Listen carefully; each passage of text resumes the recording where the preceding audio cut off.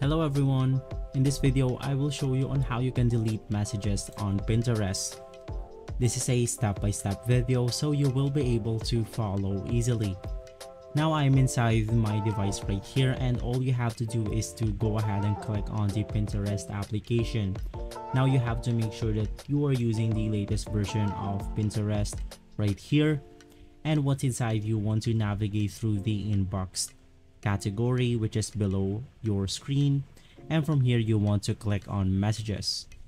Now inside the messages, I then have this conversation right here as an example, and if you want to delete or remove this message, all you have to do is to click on the three dots at the corner of the conversation, and inside we then have to click on hide conversation. Click on hide and we should be good to go. So guys, if this video has been helpful for you, please consider by liking and subscribing. I'll make sure to see you again next time, and as always, thank you.